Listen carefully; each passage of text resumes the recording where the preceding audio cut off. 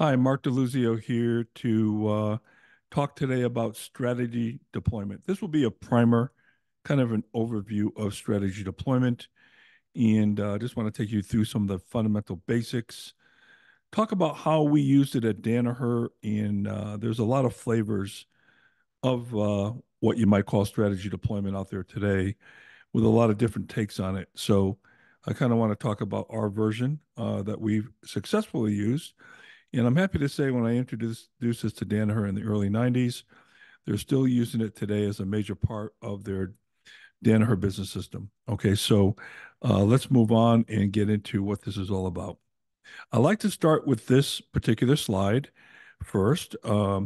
It's a reminder that basically says when we're setting strategic objectives, we have to keep all stakeholders in mind. And I know there's more than just three stakeholders. We have the community, the environment, all that. But these three in particular are the ones I focus on: employees, customers, and shareholders. We have to make sure that we understand the objectives of each. Sometimes these objectives might conflict, right? But we have to make sure this is a win-win-win scenario. So I call this a lean trilogy. This all has to be in unison. There cannot be a zero-sum game where one group wins over another.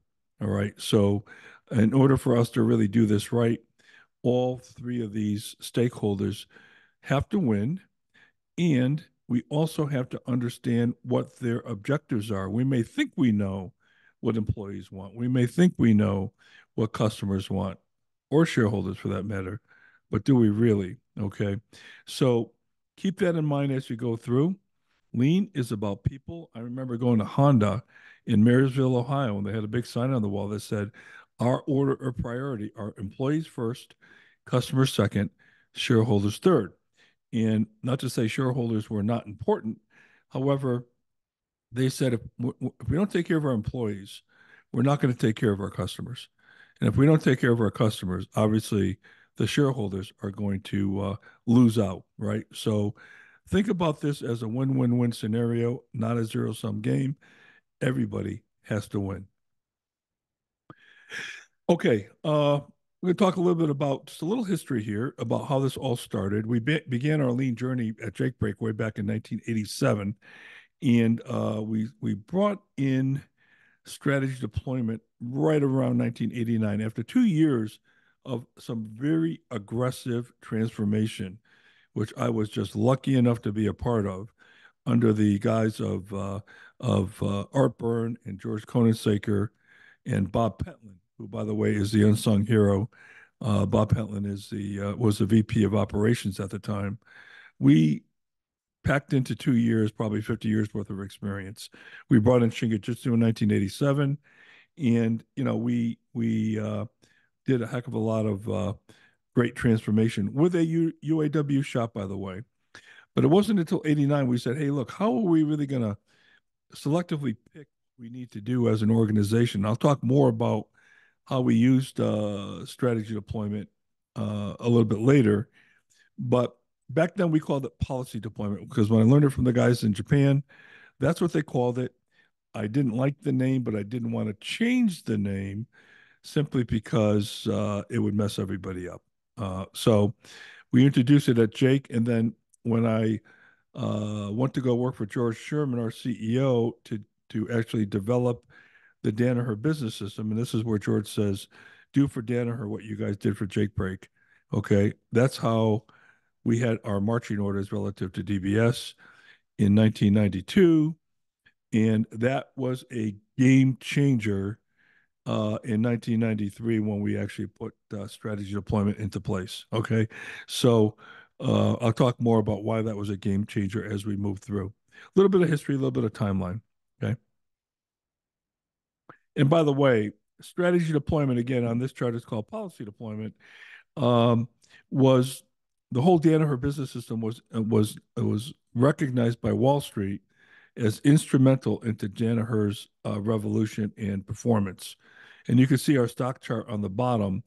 If you had invested $100 in 1990, depending on where the stock market falls from day to day, it would be worth roughly $40,000 today.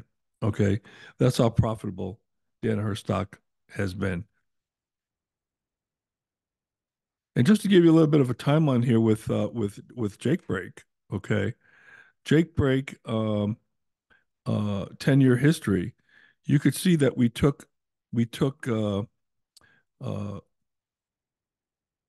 you could see that we took a business from 65 million and 10 years later to 220 million. I won't read all the numbers, but basically the same headcount.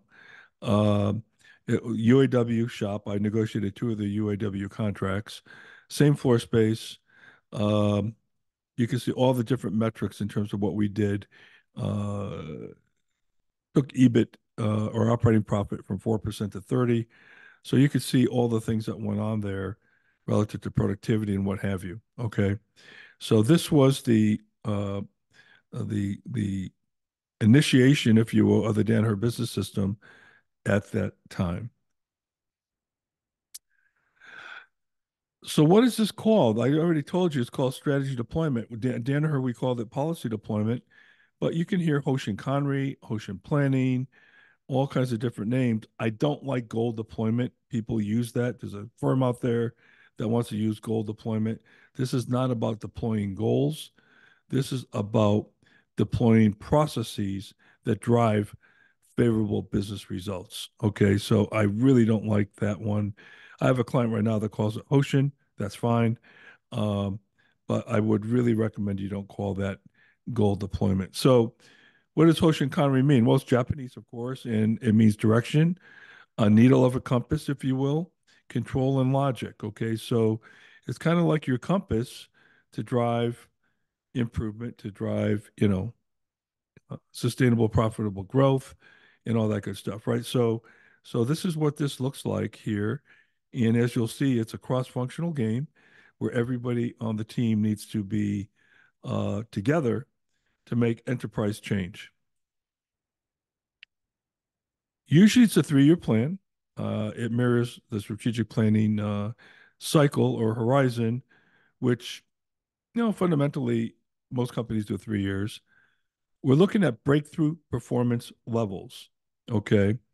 And it operationalizes our strategy by linking it to tactics. Okay. Now, one of the things you've got to be really good at, and I'll talk more about this, is you got to be great problem solvers. Okay. Deming's plan, do, check, act cycle is imperative in order to get this thing right. All right. And one of the things I'll probably argue with you, and I will argue, is it's as important to decide what not to do as it is to decide what you're going to work on. Because at the end of the day, this is a resource game. And if you try to spread yourself too thin, that's one of the major failure points that I will talk about later in this process. Okay. And as Deming says, it's not enough to do your best. You must know what to do and then do your best. So, in other words, you could work really hard working on the wrong things. And that's not what we want now, is it? Right? Let's work on the right things and decide on those things we're not going to do, or at least things that we're going to put off for the time being and get to at a later point in time. Okay. This is all about taking your strategic plan and making it happen. That's why this is called strategy deployment. All right. So many people do strategic planning. And by the way, strategic planning is a process in and of itself. And I haven't met too many businesses that really knew how to do a good strategic plan. As a matter of fact, Danaher was no different. And it wasn't until Larry Culp came to me and he and I developed the strategic planning process for Danaher, where we had an actual process as to how to do strategy. Okay. Along with our process to do strategy deployment. All right. So strategic planning is something that everybody's going to tell you they know how to do, but most people don't really know the essence and the elements of what makes a strategic plan. So without a good strategic plan, how are you going to deploy the right things, right? And what does strategy do? It must describe what game are we playing and how are we going to win? That's a simple question we need to ask ourselves, right? Now, I'm not going to get into all these different forms, but there are 5 fundamental forms that we use in this process, okay? And these forms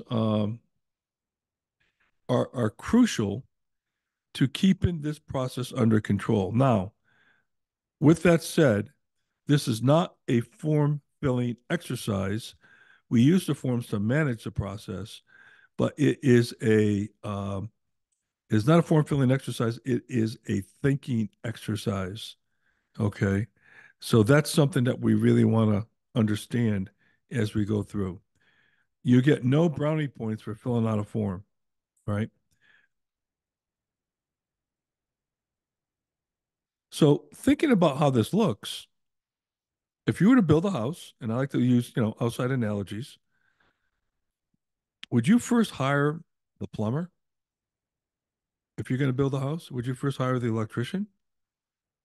No, you'd hire an architect, okay, to lay out how big is that house, how many rooms, square footage, placement on the lot, that type of thing, right?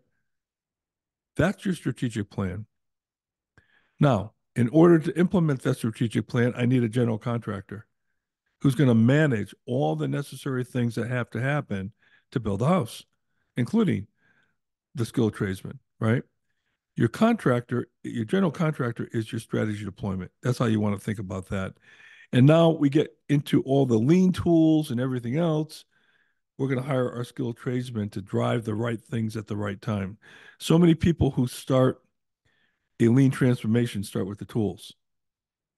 It's kind of like me saying, hey, I'm going to go to my garage and grab a wrench. And then I'm going to come in and figure out, all right, how am I going to use this tool now? Okay. It's unguided, it's not tied to any larger strategy, right? So I want to start with my architect, strategic plan, go right into strategic deployment. And then I start talking about what tools am I going to need to enact my plan. By the way, this is not a tool to implement your budget. Budgets are not breakthrough. Now, you're probably sitting out there saying, oh man, you don't believe, Mark, you don't understand. Our budget's got all kinds of stretch in it. Oh my God, no, it's not. Okay. When we talk about breakthrough, we're talking about really meaningful change. Okay. Not just incremental change that you might see in a budget. So uh, remember, budgets represent the bottom line. We need to work on the processes that are going to drive great results, not only financial results, but key operating results, lead times, on time delivery to the customer, quality levels, safety. Okay. All of that has to be looked at in the context of safety, quality, delivery, and cost. In that order, that's a hierarchy. That's not just a list, that's a hierarchy, the higher one being more important than the one below it. Okay. Now, take a look at this chart and look on year zero. You have a daily management system today. Let's just say it's your manufacturing. Let's say this is quality. Let's say this is lead time and new product development. Let's say this is revenue growth for a sales process. Okay. It's giving you a certain level of performance right over here. Okay. Now, your budget is going to have a little bit of stretch in it. I call that Kaizen, continuous improvement. But on those processes that really matter, that we think are strategic, we're going to have a breakthrough change. Okay. This is where the essence of strategy deployment comes in. Okay. So now, because I am focusing my strategic deployment on process based improvements, I'm not just interested in the result, I'm interested in results oriented processes. Okay. And if I am truly focusing in on the process, you see that in year two, my daily management system now operates at a much higher level than it did in year zero. Okay. Same process happens. Break Kaizen, breakthrough, and this goes all the way up. Notice how every time that breakthrough level is now translated into a daily management system. And I want you to think about it this way. Daily management says, hey, when I come in and just run the business, I'm operating at this higher level. I'm not operating that way because I'm running through hoops, right? We're jumping through hoops. Okay. Crafted processes that are so robust and so reliable. I basically come in and just run them, and operating at a higher level. Okay. So that's the real key here. Now, let's talk about the essence of breakthrough. I always like to use JFK, John F. Kennedy, when he said, I believe this nation should challenge itself to put a man on the moon. Sorry, ladies, at the time, he was talking about a man, and return him to Earth safely by the end of the decade. Which, by the way, that last part was pretty important to get buy in on the program. Okay. And notice he put a timeline in here. Okay. And notice that the element of, hey, we never done this before. We don't know how we're going to do this was really, really, really key. And that made up a breakthrough. Perhaps one of the greatest breakthroughs that we can ever refer to. Right. So, so that's kind of how I like to think about breakthrough. Never done it before. It's an unbelievable hurdle. It's time based. And oh yeah, by the way, this breakthrough uh, spun off so many other breakthroughs as you look at this, right? So, okay, let me give you a case study. This is Jake Break. This is one I was personally involved in. I ran the Asian business for Jake Break, all their manufacturing and what have you.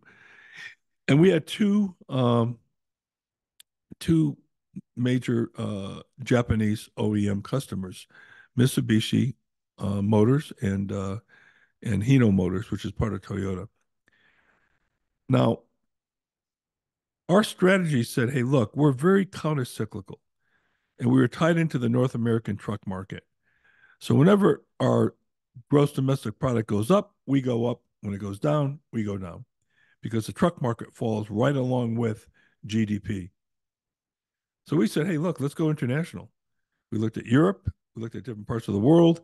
We decided Japan would be the best place to go. It was heavily concentrated in only a couple, three OEMs. And we happened to choose Mitsubishi to be our first one, and then Hino Motors. Okay. So we had a breakthrough objective that said achieve so much in revenue, profitable revenue from these Asian market. Our annual improvement priority, which are the processes we're going to work on, is the new product development process. Now, here's why. When we benchmarked, we said, look, it takes us 72 months to develop a Jake brake. Mitsubishi and Hino were developing new engines that our product won on in 18 months. There's no way we're going to compete in Japan when we look at a 72-month lead time on new product development. So that became very strategic for us, right?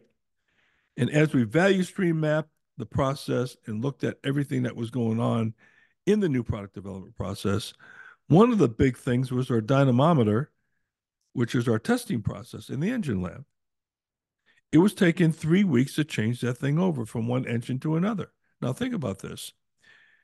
We had probably 15 or 20 different projects running on that dyno. So, right there, multiply that by 3 weeks. You're talking 45 weeks right there. Okay. And the brake had to run for roughly 500 hours on the dyno. So, that's a couple more weeks, right? So, we had to get the changeover time down, and we used a tool that you might find in manufacturing called single minute exchange of dies. Okay. Reduce the changeover time from 21 days to 1 day. All right. So here we are looking at the tools. If you go back to that slide that talked about the skilled tradesman, we're going to apply the tool where we need it to help us reach our objective.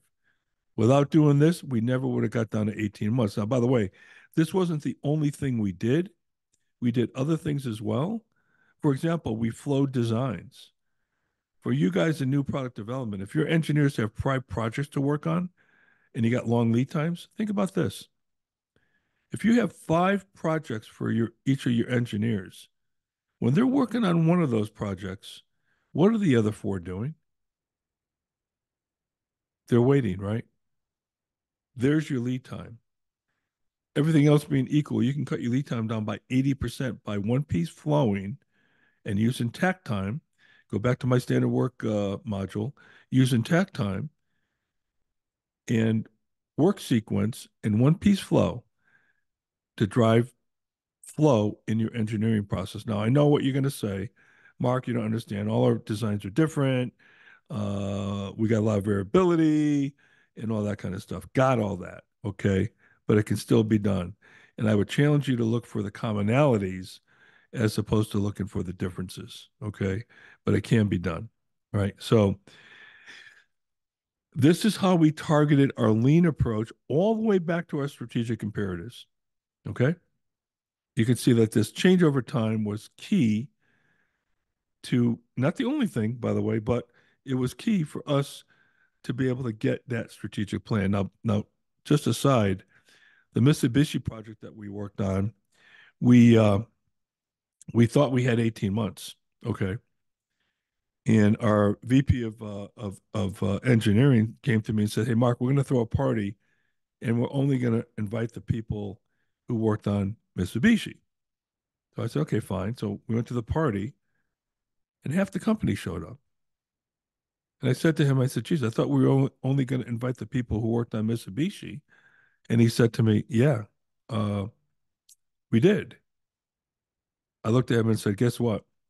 We don't have a process. What we did, we threw resources at this, took people off of other OEM projects because it had so much slop in it.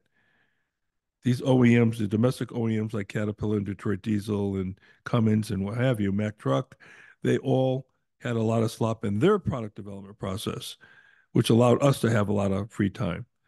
So all we did was move people over and put people and expedited this project. So we did not have a process. We fooled ourselves because we liked the result. So we had to go back with Hino and make sure we had a process. And not only could we do that in 18 months, but we could also do these other programs in 18 months as well. Okay. So lesson learned there. Don't become fooled by a result if you can't tie it back to a process. And a lot of times when somebody is green on their metrics, I would ask them, how did you get that? Why did it go green? And if there's not a meaningful answer to that, that might mean you just got lucky.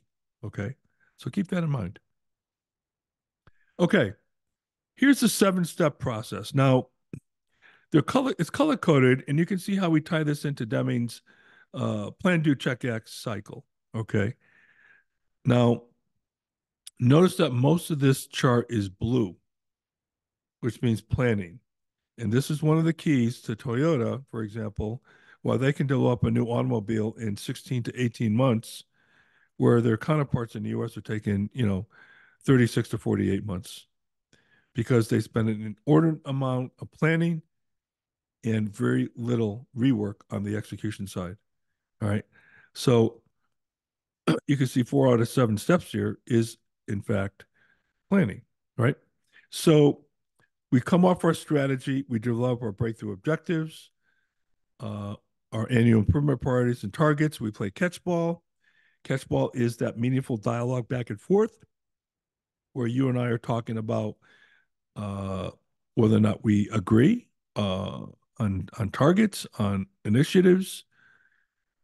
But again, what Deming says is, in God we trust, all others bring data. A lot of times we have an opinion, can't back it up with data, right? We deploy, and then we implement the AIPs, targeted Kaizens, AIP. So go back to the Jake break example. Our strategy was to become countercyclical. Our breakthrough objective was to go from 72 months to 18 in new product development.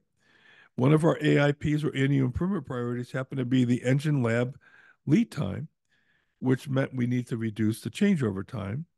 So we deployed that down into the organization, and the targeted Kaizen tool there was single minute exchange of die. Now there's a review process and all this stuff. Okay. Now, if I don't hit my target, I've got this countermeasure cycle, which is the problem solving. Okay. Again, remember I told you earlier, problem solving is real key to be able to drive strategy deployment. It's key in everything we do. Okay. Now, Something I want you to think about here, a little bit of a busy chart. That big blue circle represents your company. And all those circles in there represent all of your fundamental processes, whether or not it's a payroll process, accounts payable, product design process, warranty process, performance review process, manufacturing processes, quality processes, right? You got hundreds, if not thousands, of processes within your company. With strategy deployment, or Hoshin, if you will, we're trying to select the processes that matter. And the one in the Jake break example was the new product development process. Okay. Now, I pulled that one out in green, and I'm going to look at the second level annual improvement priorities here. And in this case, I said, okay, well, we need to design and implement a standardized parts management process, a DFMA process, target costing process, right? These are the things I'm going to work on, and I'm going to assign cross functional teams to work on each one of these five things. All these other ones in blue are our daily management, and we're going to manage those with key performance indicators. Yeah, we're going to challenge them for continuous improvement, but they're not selected as strategic breakthroughs for us right now. They need to continue to run and improve, but the real breakthrough happens to be these green dots. Okay. Now, one of the mistakes I see people make is they pick 15 or 20 of these processes to work on, and there's just absolutely no way you're going to do that. This is not a wish list. And for some reason, leadership thinks just because they put it down on a chart that there are, in fact, going to uh, get them done because they filled out a form. And it doesn't work that way. All right. So less is more in this case. And like Deming said, you have to work on the things, do well on the right things, not just work hard on the wrong things. Okay. Now it's interesting when it talks about AIPs because those are the processes. I love Deming's quote where he says, if you can't describe what you're doing as a process, you don't know what you're doing. He was a pretty blunt guy. Okay. Um, which I love about him. He got right to the chase. You never had to quarrel about what the guy meant. Okay. He was really a gift to us, and God rest his soul. But he really knew how to get his point across. Okay, another chart here that kind of talks about some of the differences between daily management and strategy deployment. I won't read all this to you, but there are differences. One of the big differences, the multifunctional aspect of strategy deployment versus the functional aspect of daily management. Okay. So within a function, for example, let's say I'm the accounts payable supervisor. Let's say I'm the warranty manager. Let's say I'm the quality director. In my function, I want to know how it's running in the context of safety, quality, delivery, and cost. Okay. That's what I want to look at. Right. So as you can see, there's these fundamental differences between the two. All right. And um, you want to think of strategy deployment as working on the business. In other words, you're building a better mousetrap. Daily management is working in the business. Yeah, I'm running existing processes, daily management processes, and I'm just trying to get them to be a little bit better every day, make sure they don't slip. Because quite frankly, if your daily management is in disarray, then you're not going to be allowed to do strategy deployment because you won't have the time. You'll always be firefighting. Okay. Don't confuse strategy deployment with daily management because they are, in fact, different. Okay.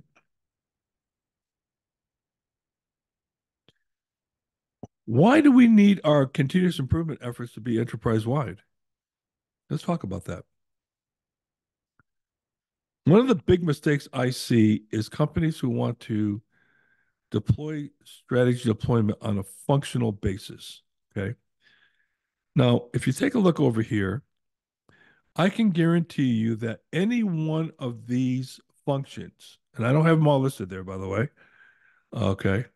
But if you try to optimize any one function, I can guarantee you, you will sub-optimize the enterprise. I'll guarantee you. And look at who you're beholden to, your boss. Let me give you a quick case study. Had a client whose sales group wanted to make their sales quota for the quarter. They went out to the customer base and discounted the heck out of the product, incentivized their customers to take product early. Oh, yeah, by the way, that's a violation of just in time that we talked about in one of the other series I did. Forcing somebody to take something they don't need, right? Okay. Well, the purchasing guys of those customers got credit because they were being measured on purchase price variance. They got a great discount. They made their bonuses.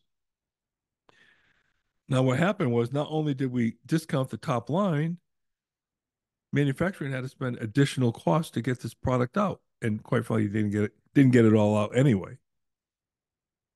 So our margins were squeezed on the top line and on the bottom line.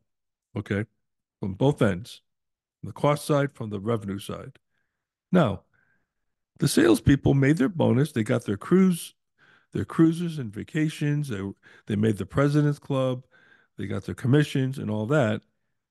But the enterprise lost. Okay, the enterprise lost. I see this with clients where I've got a client that buys uh, maintenance parts, and they buy these cheap third party maintenance parts that are not OEM approved, but they get a great price on it, and they got their bonus in purchasing because their purchase price variance was low. But the on time delivery of these parts and the quality of these parts failed miserably. So the manufacturing production side of this business suffered. So who won?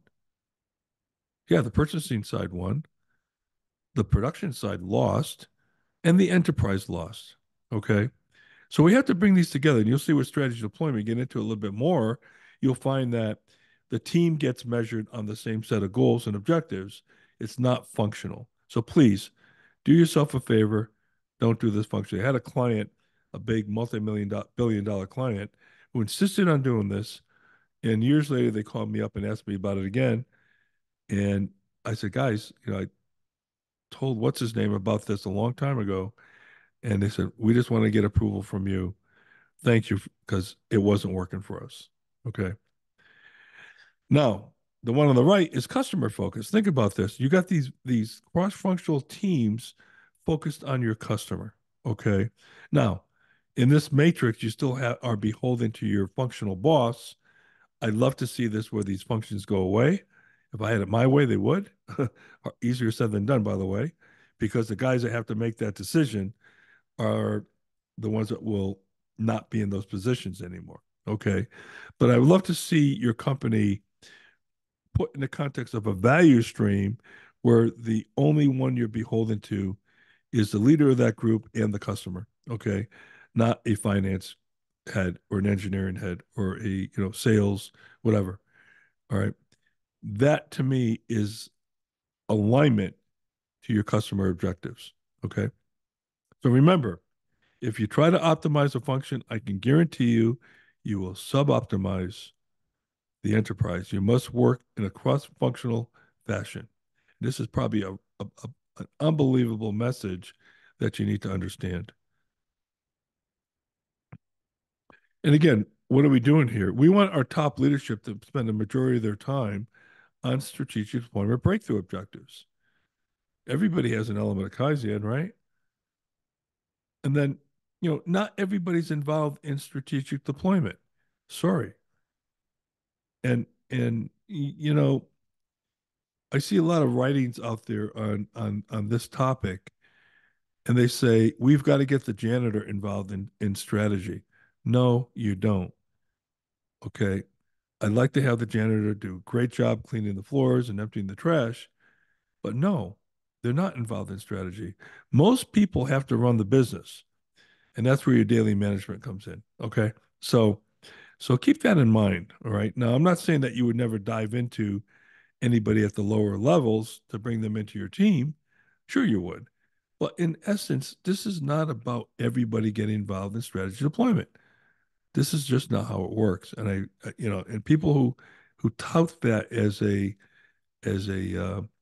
requirement really haven't really done this enough to know the difference. Okay. As you start out, one of the things you want to look at here is, where am I on this grid?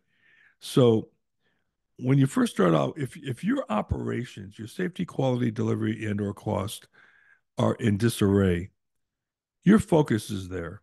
Okay, that's your breakthrough. Get your delivery on time, get your quality.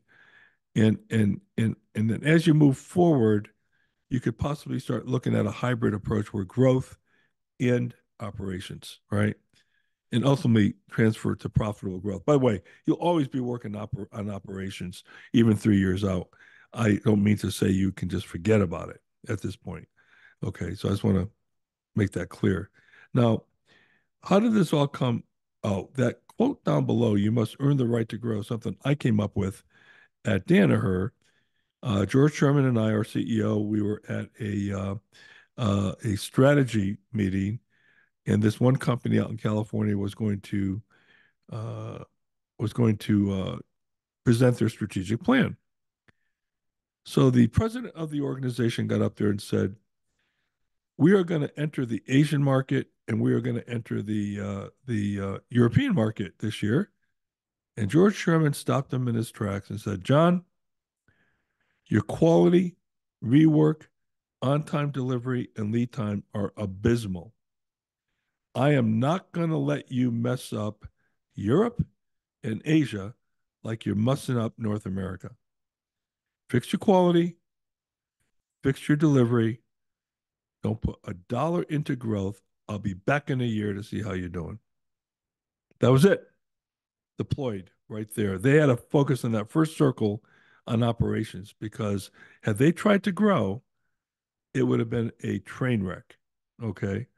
So as we left and got on the corporate jet to fly to our next company, I came up with this. I said, "George, you really have to earn the right to grow." Okay. They didn't earn the right to grow yet because their operations was in such disarray. By the way, I'm having this conversation right now with some of my clients where can you really grow right now when you don't have the foundation? Because if you're being pulled down, go back to this other chart here, but if you're being pulled down into daily management as a senior leader because of firefighting, and customers are calling you every 3 hours, irate customers because your quality, because your delivery, because your missed commitments. Well, you're not going to have the time to do true breakthrough. Your breakthrough is actually fixing your fundamental daily management systems that are broken. All right. So anyway, keep that in mind. Where are you on this curve? All right. Again, I want you to think about these charts. They're not designed right now for you to read them, but you've got your matrices, your bowling charts, your countermeasure plan, your action plan. This is all in a line, a plan, do, check, act. Okay. Now, the bowling chart, where did that name come from? I'm proud to say I'm the author of it. What happened was with George Conan Saker and some others, we were sitting in a conference room, and at the time we were using transparencies back in 1989, 1990. We didn't have all these computer generated reports in PowerPoint and all that. And I used to bowl on the college bowling team. Okay, one of my claims to fame. And I sat there before the meeting, and somebody had one of these charts up, and I said, "Geez, that looks like a bowling score sheet." And somebody indicated, "No, bowling only has 10 frames. This has 12. For January through December." I go, "Not if you're good, because the 10th frame has 3 frames in it if you all get strikes." Okay. So we started referring to it as a bowling chart. Well, this lady came in to write a book about Hoshin and in strategy deployment, and she interviewed a bunch of different companies, and she interviewed me, and I let her know that I call this a bowling chart. Well, before I know it, it was in her book, and I started noticing everybody calling it a bowling chart around the country, and it just took off like one of those little claim to fame. So even though I was the architect of DBS, I did pioneer and invent lean accounting. I want my gravestone to say I am the father of naming the bowling chart, my famous claim to fame. So that's where the word bowling chart comes from. Okay, if you and some people call it score sheet, or target sheet or whatever. It doesn't matter what you call it, as long as you're consistent, right? Anyway, a little bit of a side story. This is not a form filling exercise, like I said earlier. Remember that. Not a form filling exercise. This is about using these tools to help you manage. These forms have so many spaces on them, so it doesn't allow you to put 12 things down or 15 things down and look real impressive to your boss because he or she will look at you and say, "Wow, you're working on so many things, Bob. Really great job." No, it's not a great job. When you're not focused and you're going to stretch your team and spread them so thin that nothing gets done, you're going to create chaos and you're going to create an unbelievable disrespect for your people. Okay. Okay. I want to take a moment just to talk about this is a little bit out of problem solving, but I want to take a moment to talk about leading and lagging indicators and why they're important. I see so many Gemba boards out there that people spend time every day and they're usually looking at what I call lagging indicators. Okay. Let's think about lagging indicators here. You're going to lose weight. The lagging indicator is a scale. Okay. And if you only got on a scale every day, and that's all you looked at, you might get lucky, but you got to manage the leading indicators. In this case, exercise, calories, sleep plays into weight loss, your nutrition plays into weight loss. These are the things I want to measure from a leading perspective. If those are the right leading indicators and I hit my goals relative to those, that lagging indicator should read favorable, right? Now, I'm not saying you don't look at the lagging indicator. What I am saying is you can't just rely on the lagging indicator. Okay. So so think about that when you get to these Gemba boards. Are you looking at a lagging or leading indicators? You got to manage the leading indicators in order to make change. Now, I'll give you one other example here. This happens to do with safety. Okay. A lagging indicator is lost time incidents. Hey, 5 guys got hurt last month. Oh, great. That's rear view mirror stuff, right? We're looking in the rear view mirror. I can't do anything about that. But if I start managing leading indicators like near misses, unsafe practices, calling those to the carpet, PPE violations in terms of protective equipment. How many times did I catch somebody not wearing their PPE? Well, if I can be 100% compliant, that has to help me with my lagging indicator in this case, right? So look at your metrics because you can't really manage a lagging indicator unless you understand the leading indicator. Okay, so look at your metrics that you're using, whether it's Hoshin or strategy deployment or daily management. Look at them and say, are they lagging or are they leading indicators? And if they're lagging, ask yourself, what are the leading indicators that are going to drive that number? That's what I got to manage. Okay. Okay. Quickly, some pitfalls and success factors. Okay. There's a bunch of pitfalls. I'm not going to read them to you. One of them I read, I circled here, I already talked about was whole business about being cross functional. Okay. Really, really key. All right. I'll leave this up here for a minute so you can take a look at it.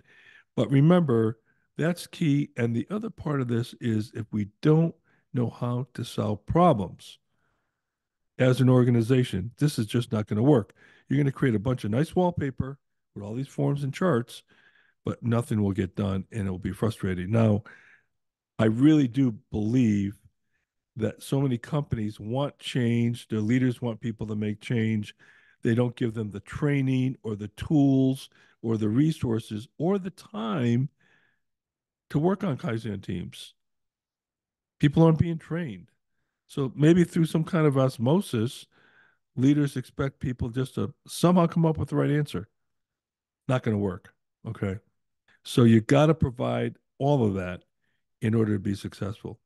So that's a big deal. So problem solving needs to be trained. Do not think your engineers, for example, are natural problem solvers. Matter of fact, some engineers I ran into were the worst problem solvers I ever met. And they were Sigma trained, by the way. Okay. So so be careful on that. Don't assume anything. And make sure you have a good, robust problem solving process to change. And I made this point in other presentations where when I first went to Japan in 1990 to Toyota, one of my many visits, one of the leaders at Toyota told us that the difference between a world class company and one that's not is their ability to solve problems. He said, even the great Toyota, he joked around, said, hey, even we have problems, but we only solve our problems once. That's powerful. So there's a big difference between problem fixing and problem solving. Go to my podcast called Lean 911, lean911.com. It's on Apple Podcasts, it's on Spotify. Go to the website, Lean 911, and listen to the problem solving series I have in there. One of them I talk about leading and lagging indicators. Okay. And I talk about one of the episodes I talk about problem fixing versus true problem solving. Okay. If you can't solve problems, not fix problems, but solve problems, you're going to get lost. And I'll give you an example of fixing versus solving. Let's say a machine, a PC board in a machine goes down and the machine breaks, right? And it's inoperable. Okay, we have to replace the PC board. Got it. Is that problem solving? Problem fixing. Hey, when do you get that machine up, Charlie? Oh, I'm going to get it. We're going to get the part in at 2 o'clock. We'll have the machine up and running at 3. Oh, great. That's not problem solving. That's problem fixing. First of all, it's possible you didn't have the part. So what's going on with the process of procurement on spare supply? Secondly, why didn't our TPM program either predict that that was going to go down and have that proactively changed out on an shift, or have an IoT device in there that sense heat, where we can be proactive and not make that let that happen? That's what we got to look at. That's problem solving versus problem fixing. Okay, big difference between the two. A lot of times we confuse fixing for solving. Okay, again, success factors. That multifunctional team pops up again, right? Strong leadership, the rigor and discipline, the problem solving, all this stuff is key. And remember, deciding what not to do is as equally important as deciding what to do. Okay? Ask yourself these questions. Are you focused on too many strategic initiatives? Is there a framework in which to make improvement? Again, Kaizen, training, time, resources, right? Are you doing Kaizen at all? I mean, so many companies say we don't have time for Kaizen. Well, take down your posters because you're not doing lean. It's all window dressing, right? Yeah, but we got Gemba boards. Oh, that's just great. Okay, that doesn't work. Are your CI efforts focused on what truly matters? Or are you counting how many people did I train? How many Kaizens did I run? How many whatever? That's not the game, right? Focusing on the processes that truly matter is key. I talked about an effective problem solving culture. Do you have one? Okay. And do you all solve problems sort of the same way? By the way, everybody thinks manufacturing has to have a separate problem solving regiment or process than some other parts of the business. A problem is a problem. I don't care where it is. I don't care if it's a technical problem in manufacturing, or it's an administrative problem, or it's a sales and marketing problem in the marketplace. Problems are problems. Don't create 3 or 4 different problem solving processes. You'll drive yourself nuts, and there's no need for it. Again, do you fix problems or do you solve problems? Talked about that already. Clear delineation between daily management and strategy deployment. Does your company have that?